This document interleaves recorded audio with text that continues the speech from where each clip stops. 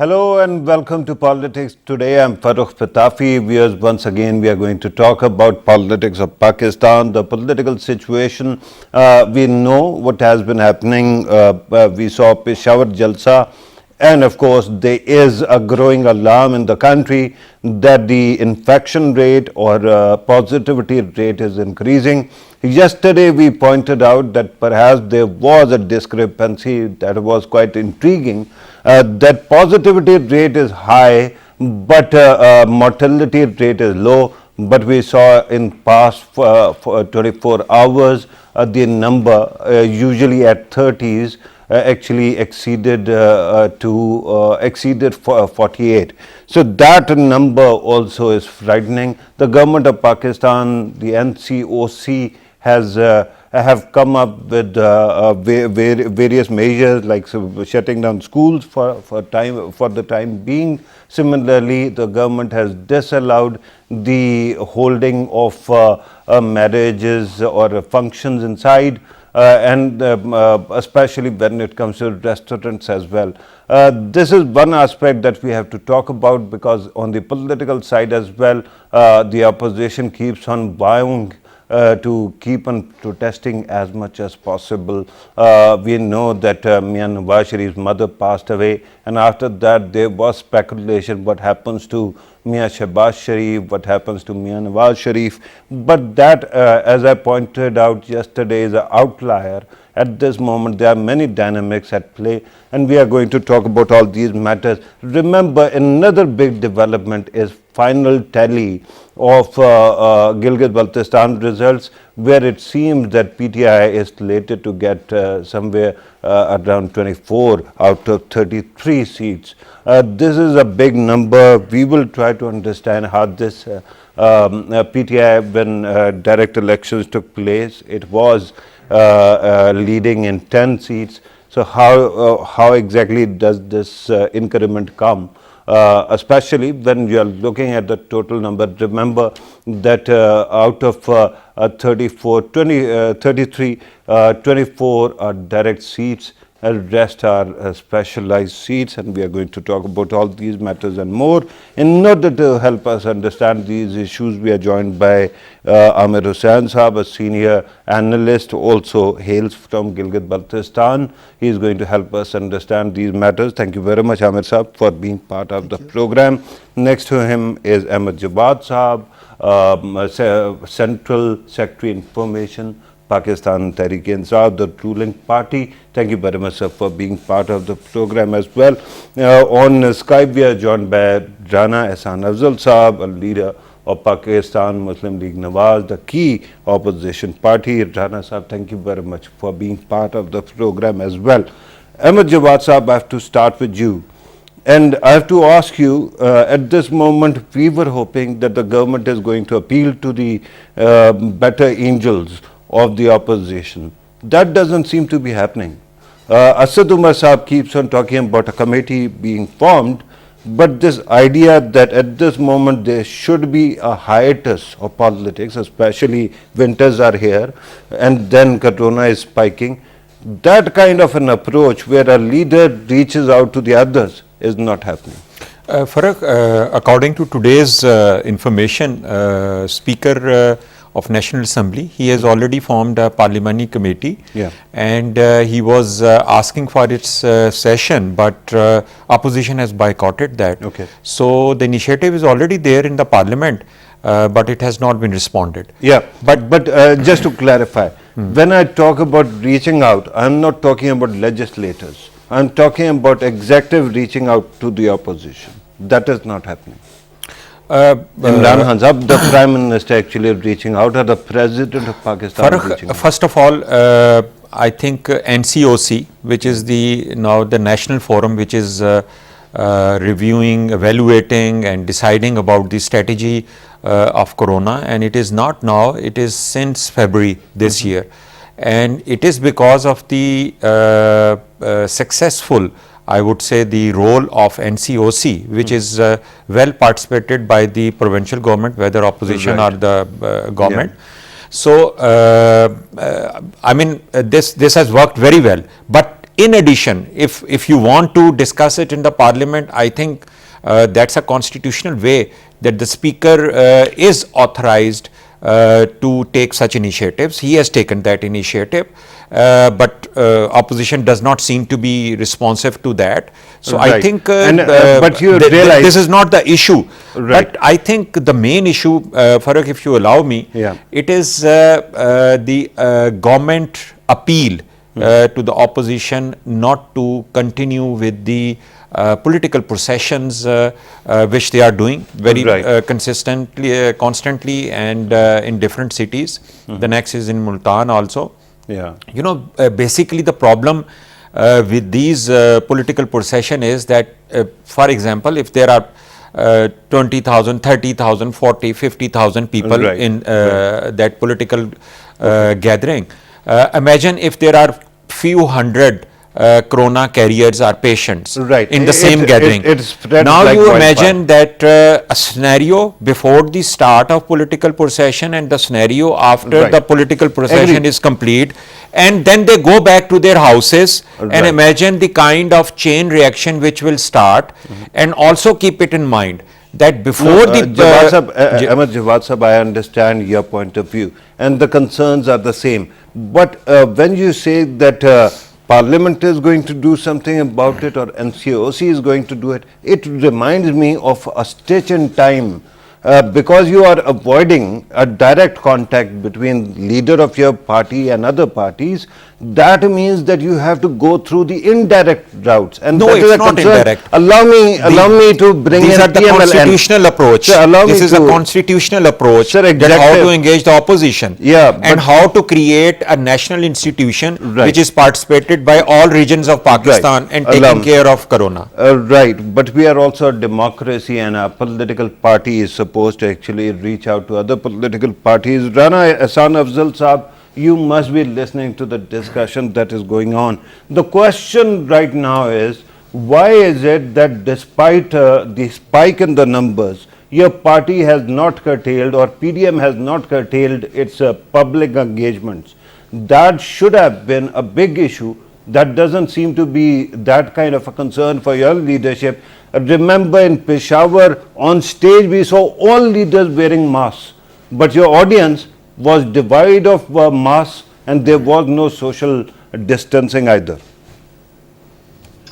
Bismillah ar-Rahman ar-Rahim. Patafi Saab, first of all, it seems that all the guns are towards the opposition, whereas we saw that there is no comparison to a funeral with a jalsa or a political gathering, as a funeral is a religious fariza or a duty. We saw Khatam Rizvi's funeral, but Corona does not differentiate with a funeral or a political gathering. But no minister. Rana Sahab, I understand, but you are saying yesterday we discussed this matter as well. I understand you are referring to Khadim Rizvi's janaza in Lahore. TLP so far has proven that it is not a rational actor, but your parties are, sir. You have been in power repeatedly. So shouldn't I'm talking about should I construe that two wrongs make a right, sir? No. I'm talking about the government policy, the government narrative about Corona and SOPs. It was not seen there. And similarly, it was not seen when Jamaat-e-Islami was holding its political rally in Swat. There was no talk about it. There was no talk about SOPs. There was no talk about a Corona scare spreading. So that is now talking about these and setting this aside. Let's move on. The government, I think, has the opposition has always been eager to work with the government, as you saw in the FATF bills. But what you saw was that the government backstabbed the opposition and said that they are here for an NRO. Each time the opposition has worked with the government, they have been backstabbed, and now we've had enough. And we feel that now there is no point talking to the government because you can accuse the government of backstabbing you. Of course, it is your political right. But the people of Pakistan who have voted for you have never backstabbed you. And holding these jalsas or rallies actually risk their lives because they come to the podium, they come to the Jalsa or arena in love of your leadership and in love of whatever you are actually promising, and there they are exposed to Two coronavirus. points.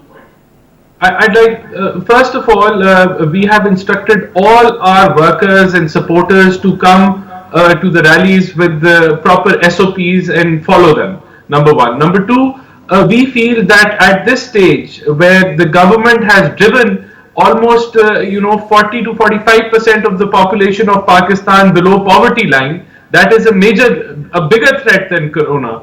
We feel where the government has made unemployment of almost 15 million people in its 2-year tenure, that is a bigger threat than corona. And we feel that the government should not be given any more time. Because if it but the biggest problem between a political party that is in power for the first time and a party that has ruled the country for quite some time, the difference is that you don't go for these false choices, right? That poverty is important or corona is important. Of course, both are. The people can die of corona and they can die of poverty. So that actually proves that all political parties should be coming together to help people solve their problems rather than actually hanging them out to dry. Sir, let me allow me to actually bring in Amir Hussain Saab as well. Amir Saab, you can comment on whatever was said earlier, but let me also ask you about Gilgit-Baltistan. How do we reach from 10 members to 24 members? Can you help me tabulate the number? Well, there is another victory for PTI Okay. in the constituent number 3 yesterday. Okay. So they have 11. Total number is 11. Okay. And in Gilgit city also it has been decided that the PTI and there was a controversy between PTI and People's Right. Party and there also. 12? So now 11. 11. Okay. So there are 11, and then they have also 7 independent Okay. candidates who joined PTI because They have joined. yeah, they have Okay. decided to go with the government. Right. And also we have now 6 reserve seats, Okay. which if we total all this, Yeah. it makes up 24 members. Right. Out of 6 reserve seats, there were 4 were these women Right. special reserve seats, and Can also you the- also tell us that in Gilgit-Baltistan, what is the positivity rate or what is the condition with coronavirus? Well, I think first of all, the screening process is really low. So, given the current number is like 4% of population is infected, Okay. given the number that we have right now. 4%. Yeah, Right. and I think there's a trend of an increasing trend in the cases, and yesterday we have seen the Right. infection has gone And higher. do those infections have anything to do with the jalsas of various Absolutely, it parties? has lot to do with, because people were nestled together. There were number of the people came out in their thousands at big rallies, Yeah. and there was no SOP followed, and of course with the PML jalsas and the jalsas held And by PTI's PTI, jalsas. yes, of course, Yeah. and the People's Party. All these things in all three rallies, there was no Yeah. compliance of SOPs, which were Okay. important for Yeah. Gilgit-Baltistan, and now we have seen that the trend is on the rise. Okay. So we can see How likely are the supporters or voters to actually heed the call of following SOPs when it comes from their leadership? Well, I think there's very difficult to actually convince people, because we have seen that nobody follows, nobody take care of all this, Right. and there is some sort of relaxation, and people think that the corona infection is not deadly, but this is deadly. In Gilgit-Baltistan, fortunately, the death rate is very low, Okay. and we have seen that Because of lack of testing.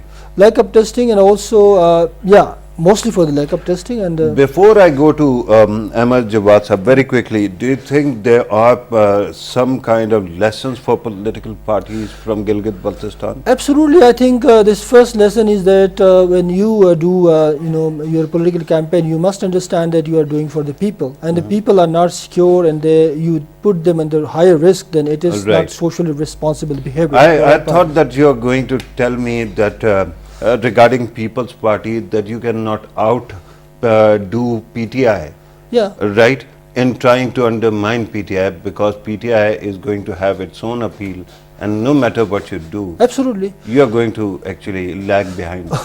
Yeah, I think the Pakistan People's Party has been, the election. We have a national attitude. We don't accept the defeat. I think Yeah. there was obvious. You did all your campaign for 1 month, and you tried to mobilize people, whatever you did. Yeah. So now it is time to accept the reality that you Right. don't undermine the process. The election have been gone, and now the government is being Right. formed. So I think it's time to accept the reality. Absolutely. And start to do your own strategy Yeah. then for the next. Ahmed Jawad Sahab, because we are talking about two aspects, one Jalsas and coronavirus, the other one is Gilgit-Baltistan. The question right now is that whenever you are in power, it is your responsibility to actually devise messaging strategy which convinces people that wearing a mask is important, social distancing is important, and then if somebody avoids or if somebody actually doesn't comply, then you actually enforce law as well. I mean, my argument with Rana Sahab would have been far more effective if there was no funeral of the kind that we saw in Lahore, or if Jamaat-e-Islami rally had not taken place. Why is it that your government cannot enforce its own SOPs? If you are talking with relevance to the Gilgit-Baltistan, PTI does not have government there. They will No, make the I'm government. talking about the entire country. Come on. So now, are we discussing Gilgit-Baltistan You or can the do country? that, but my question was messaging strategy at the center and enforcement of SOPs. I think as far as awareness is concerned, in last 7-8 months, there has been a very massive awareness campaigns. The messaging, whether it using technology, media, social media, public messages, leadership messages, I think I don't see any gap or any lapses as far Did as it work? awareness is concerned. Now the Did it second question. Hang on. Yeah. Did it work? Not entirely, but I think it has, I think now giving some results. I have seen that change in the attitude of the people. I have been going to the same places few months ago, the people were not used to, but now when I go to the studios, I see everybody's wearing mask, everybody's careful. Studios. When I go to the other hotels or events, I see people. Today I was in one of the meetings, a party's meeting, so almost everybody was wearing a mask. So I think do you go to any shops as well? I mean, local shops, not high-profile shops. now Just go there and stand there Yes. for 5 minutes, in and general, you will see in total general, lack of compliance. Yeah, in general, yes. The general attitude is still that most of the people are not wearing mask. And what should be the result if somebody says that we should execute some tough policy? I mean, you have to think about very poor people. Are you going to impose fine on them? Okay. Are you going to put them in the jails? Okay. So, You are not, right? and please remember. Hang on. There's a competition here, right? You don't put them in jails, but many poor like me might end up in graves. So would you rather go for Farah, that? that is why I asked you that do you want the kind of the strict rules like which is exercised in UAE? Do you want them here? And do you think it can be made applicable for 220 million people? Right. So please keep it in mind. California, the kind sir. of culture we California. have, the kind of the attitude we have, the population we have. So I mean, you cannot have that kind of policy which you see in Europe or you see in UAE. Perhaps it's not possible here. Yeah, but apples and oranges, you first mentioned UAE, then you went for Europe, right? Yeah. California is more rigid when it comes to implementation of these rules, stay-home rules. Yeah. But they managed it. Managed Other what? countries also ensuring that people comply. Right. So the President of America is not complying and his party is not complying. but, and you throughout the realize election that- campaign of America, I think perhaps most of the people were not found wearing masks two in the wrongs, public processions. Sir, with due respect, So two what do you wrongs- say about hang on, Americans? hang on. I, The superpower that's of why- Pakistan, That's world. That's why I mentioned California, which is a state, right out Yeah, of 50. I'm talking about the whole America. Yeah, entirely. And then you have to realize two wrongs never make a right. I'm not saying that. I'm just giving you example I'm- that it is hypothetically very ideal. Okay. That if you can have a policy like China or you can have a policy So- like United Arab Emirates, but you have to see realistically. Okay. You What cannot do you see do? similar example in America. Okay, sir, what do you do if PDM decides to hold more jalsas? Yeah, that's what exactly I have already explained. That a certain degree of caution and precaution or SOPs have to be followed. Okay. You were talking about If they are wearing not of followed- mask by 220 If they are- million people. If they are not followed, Perhaps people cannot afford even. I mean, 40%, 50% people who are below the poverty line, how they are going to they afford can't. masks? They can't afford a piece of cloth. Yeah, they can Well, go and- I mean, the people who are, I mean, if they are on the verge of, not even getting their I don't bread know and water about, or whatever. rural poverty. Yeah. Your experience Yeah. might be different, Yeah. but whosoever I've met, at least in my village, they wear a patka on the head as well. So Yeah. there is no problem in wearing something on the nose. The essence is essentially. But you want in them to actually wear that pata? communicating. You Yeah. want them to wear the pata as a mask? Yeah, why not? So Co- how? Cover something. How? Cover your mouth. How? No, Wrapping I it mean, around. I just ask you, go to a village of South Punjab and tell me how to do that. All right. Put So- them in the jails? No. Impose fine on them? At least communicate with them, right? Communication is already there. No, it I is mean, not. in last 8 You to are 10 failing to months, the convince communication as far as awareness is concerned, Right. I think everything has Let me been ask done. the opposition. Yeah. Rana Saab, do you think that the government's communication strategy is effective when it comes to coronavirus? I'll tell you what the government strategy was. It was to claim victory and beat drums. And after they claimed victory, they stopped testing. Testing was highest at 26,000, and after that it dropped down to 3,000. And they did not do tracking. They did not do quarantine. They just went for a passive strategy after they claimed victory. That was the time to nub the coronavirus, where whatever leftover it was. But they did nothing, and they Well, slept. let me during that. remind, let me repeat my question. I'm not talking about testing strategy. I'm talking about communication strategy. Has the government been effective in communicating to the people how difficult it is, and they should be ensuring social distancing and wearing masks as well? That's what I am telling you. The government was effective in claiming victory and telling the people that the coronavirus has been controlled. We have had the best policy in the whole world. Everyone is congratulating us and following us. That was their communication policy. And that was the time when corona, due to the weather, it had subsided. It was the time to, do tracking and quarantining. But they were not doing that. They were not doing the testing. They missed that 3-4 month period where the weather was on our side. They were not active. They went for a passive policy. Okay, It was a failure. hang It on. is a failure. Again, let me ask you once more, another example. You were earlier talking about Khadim Rizvi's funeral, right? If you were in power and something of that sort happened, and there was a concern about assembly of people where a coronavirus could spread, how would you have tackled that funeral? You see, either the policy has to be the same for everyone, or it does not exist. It cannot only apply on the opposition. So if it was our government, and I don't know the exact seriousness of the spread right now, but if it was, as you put it, then the policy would be all across.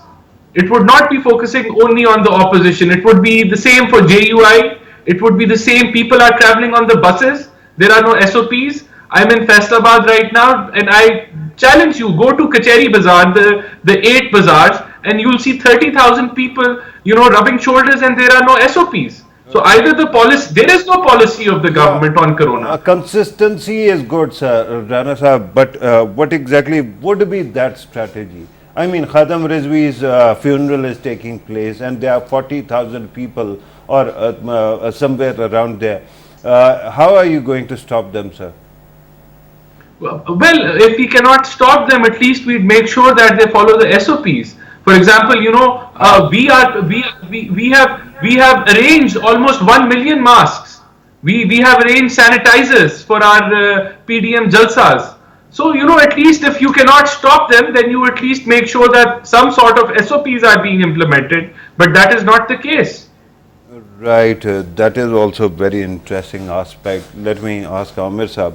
Amir Sahab, now government has also announced finally that they are going to seek help of the religious clergy to communicate, because mosques are very effective communication means, right? Absolutely. So do you think that model might work? Essentially because many of the clerics last time, when they were asked to scale down the presence of namazis in the mosque, they actually rebelled. And most of them said, I'll leave it on God and I don't care. And I have to be there.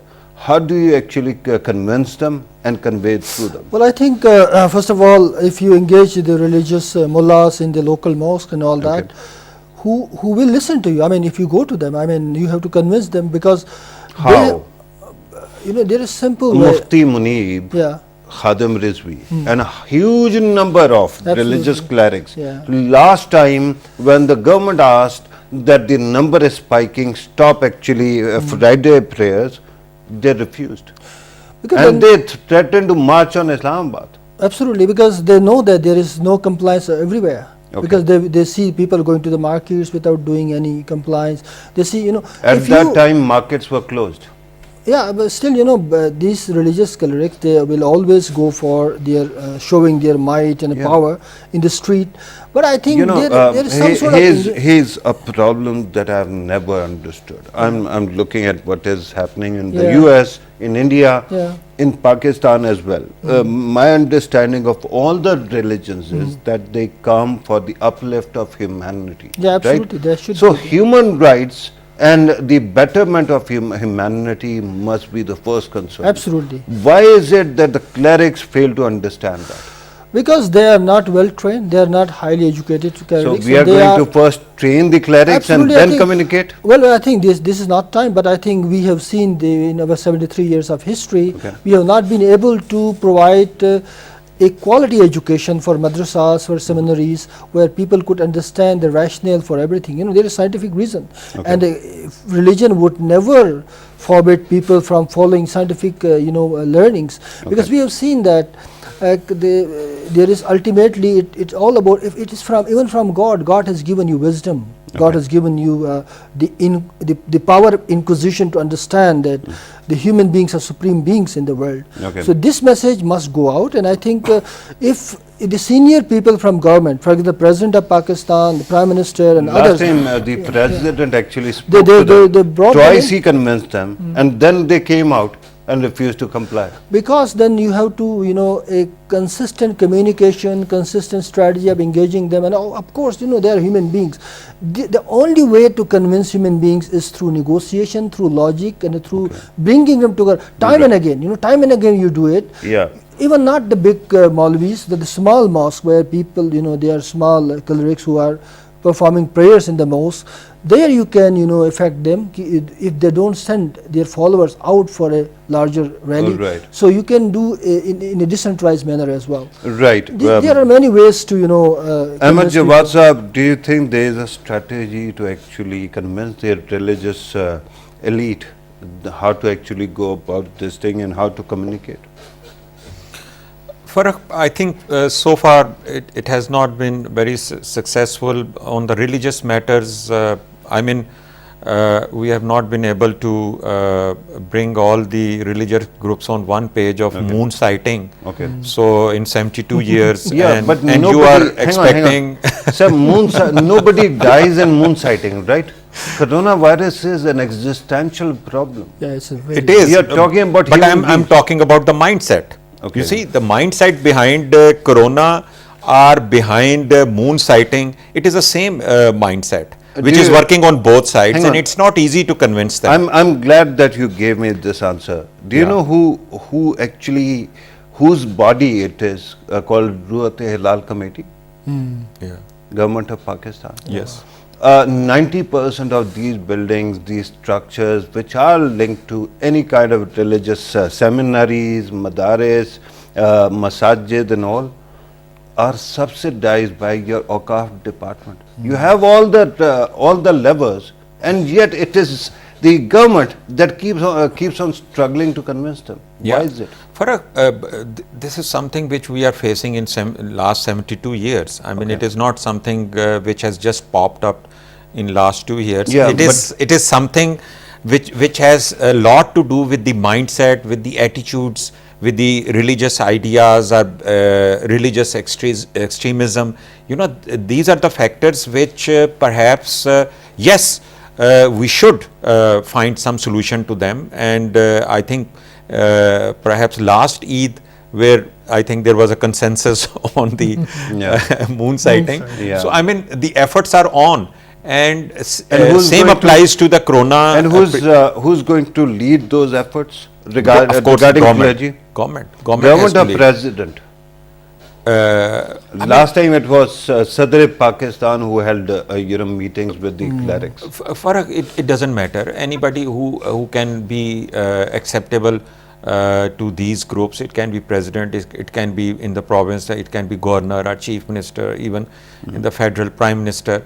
So I mean, it is basically the leadership of the government which can always lead such things. Okay. But Farah, one thing we can definitely evaluate, analyze, and look for I mean, better strategy and identify the gaps. There is no harm in that. But we should also keep it in mind that it is the same country which was 9th in the world in terms of number of corona patients, and today we are at 28th position. Right. So some credit has to go, whatever the difficult conditions To the we government, were right? through, that Yeah. the government have been able to contain, and it has been acknowledged and appreciated at world forums. About, I have listened to one of the German expert just a few days ago, Yeah. and he was mentioning this thing, that Pakistan has done comparatively better as compared to many other countries. So far, right? So I mean, But the here's strategy. The concern is that it is like an unfolding disaster. You don't know how quickly it spreads and how quickly it starts affecting people more than it was doing in the past. I right? agree. Farah, I In mean, the past 24 hours, we have seen a jump in mortality. Farah, I 101% agree with you that we do not know that how much explosive it can be. It can be the pattern which America is seeing. It can be the pattern which India has seen 50-60,000 per day, and India has seen more than 100,000 deaths. So I'm not saying that because we were able to contain in the first wave, so we should take it for granted that in the second wave also we will be successful. Yes, we can be successful, that if we take care of all the SOPs and how successfully we can implement those SOPs. I mean, closing the by the school, way, sir, educational institutions, and today dining restaurants, Yeah. that has also been imposed. So I mean, slowly we are moving, and even the Prime Minister has said that if required, that we have to go for a complete lockdown also. Right. And one more question before I go back to Rana Ehsan Saab, and that is about vaccine. Do you have any update on how soon Pakistanis are going to have a vaccine, and how prevalent it will be, how accessible it will be? I think, Farah, on this front, the government has been quite proactive. Okay. One of the experiment and the collaboration is with China, and it has shown good results. So far, almost 90 to 100% results are shown. Another initiative has been taken with the US government, and in addition, our health organization especially, they have been very proactive in contacting wherever the vaccine is being produced, making MOUs or agreements. But I was just reading the statistics of Pfizer company, which has just made the vaccine with the help of Germany. You know, their maximum capacity till December 2021, it is 1.3 billion. Okay. And now imagine a population, world population, global population of 7.8 billion. Okay. It will take them 1 year more to produce almost 1 billion vaccines. So, Okay. I mean, bringing the vaccine and making it available for everybody, perhaps it is going to take time. But Right. what I'm happy to see is that government is quite proactive on this thing. And the question then, of course, is how cost effective it will be, because the kind of costs we have seen from Pfizer, with the exception of Oxford, vaccine, rest are very expensive. But let me switch gears. Rana Sahab, let us talk about Gilgit-Baltistan. Why is it that your party refuses to accept whenever it loses? And in 2013, when you won and everybody was disputing, you were not even ready to open 4 constituencies for examination. It was not our prerogative to open the 4 constituencies. It was the Election Commission which was supposed to do that. Well, for Gilgit-Baltistan, I believe that PTI has the worst performance in the last 3 elections when you compare party-wise results. When People's Party was in power, when PMLN was power, we secured 16 seats without including the independents, and PTI could only secure, I think, 11 seats or maybe 10 seats without including the independents. So I believe that even while they performed a lot of pre-poll rigging, the results were the worst in the previous 3 elections. So I think that we would have accepted the results if the caretaker government which was made in Gilgit-Baltistan was done through consultation of the government and opposition. We would have accepted the results if our development projects were not stopped illegally, violating the Election Commission rules that, if they are previous development Rana projects. Sahab, another question. Last time when you contested elections and you won, before that, your party was also not performing very well. It was People's Party that walked away with Gilgit-Baltistan. Are you telling me that you also invested in some kind of, pre-poll rigging? I ask you because you understand that every time you say that either we win or there is Dhandli, that means that you are depriving the common citizen or voter of the agency that is needed for making a decision. If I have agency, I am going to decide next time whom to choose. I might actually vote for this government or your party or somebody else's. So that is my right. Why is it that you have taken that agency away from the people? No, I'm only stating facts. I mean, if the elections were held on the schedule, then things, we would not have been able to claim these, make these claims. I mean, elections were not held in August, and after August, a lot of our people were forced to leave our party. They were pressurized. So all these things that I'm stating, I would not have stated if they would not have happened. That's what I'm saying. So I'm not making. What kind of recourse are you suggesting? What type of? What kind of solution are you recommending? You see, the traditions have to be followed, the schedule has to be followed, the opposition has to be, at least the government has to be in talks with the opposition. There has to be a talking relationship, which unfortunately does not exist in this Pakistan today because of the type of politics the Prime Minister does. So you know what I'm suggesting. Rana Sahab, I'm is- told that we are left with 2 minutes. Let me bring in the rest of the guests. Sir, 1 minute each. Your conclusion. Well, I think as far as the Gilgit-Baltistan is concerned, we have to look into the mode of governance. Yeah. The structure, political structure is such that Gilgit-Baltistan depends upon center for its budget, for its Yeah. resource allocation, for its Yeah. everything.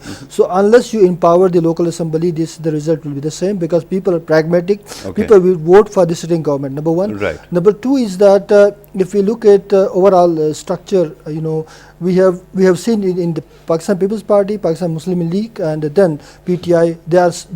The pattern is same for last 3 or 4 elections. Right. So it will 3 not going to elections change. Yes, essentially, 3 right? elections. Yeah. And I think that is why we have to look into, if you going to give them the provincial political status, then it must be realized that the assembly is empowered, so they have legislation, they have budgetary allocations, and they have planning. They have power to do their own planning. Right. Your conclusion, Ahmed Jawad Sahab.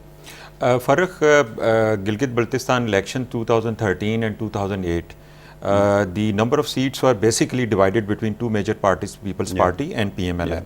So in 2018, the cake of Gilgit-Baltistan, the number of seats, it was divided into 3 parties. In 2020. In 2020, sorry. Yeah. In 2020, it is now divided into 3 parties. So obviously, the share will be according to a 3-party system Yeah, now, but, which is actually working. See, this is the problem. Usually when a cake is divided among 3, then the quantity decreases and your quantity has appreciated.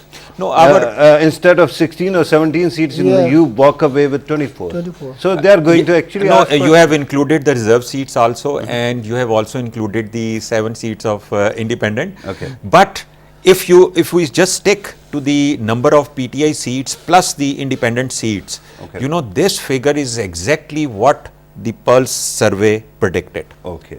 Almost 99% accurate prediction. Okay, they are going to actually thank you for the plug. So I mean, it was already well predicted. Okay, why did we go for an election then? I could have asked the Pulse people to decide for us. See, every country has such Right, surveys. Right. Very quickly, Rana Sahab, your conclusion, sir. I believe we need election reforms, but sadly, when you have a gap of communication between the government and the opposition driven by the government, sadly, these types of reforms are only dreams and they never come true. I believe that Gilgit-Baltistan was a rigged election where mainly pre-poll rigging happened, and it is a sad fact that Pakistan, after 73 years, cannot hold free and fair elections. So, hoping that Right, moving to the future, That's we can- interesting because there were free and fair elections in which, of course, you won. Pakistan ostensibly can hold those elections also. Whichever party is talking about it, they win and they actually claim victory and they say everything is hunky-dory. But at this moment, we have to conclude the program, viewers. The question right now is important. First, let me thank all the 3 guests. Amir Hussain sir, thank you very much, sir, for being part of the program. Ahmed Jawad sahab, always great having you in the show. Rana Ehsan Afzal sahab, thank you very much for being part of the program as well.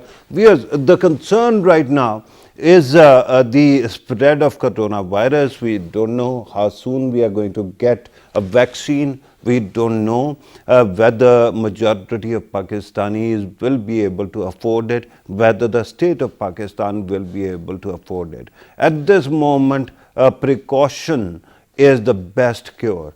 And the problem right now is that in the past we have seen other political parties that were not that proactive actually failing or struggling with various ideas to reach out to the opposition to actually convince the clergy that there are certain aspects which have to be ensured. But this government is very proactive.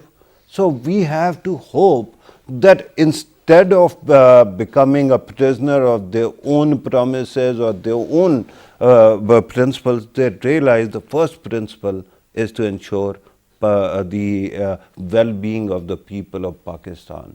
That might require all leadership of the ruling party to reach out to the opposition and clergy and convince them that you cannot hold these events. If you do it, it is going to harm the people that support you, nobody else.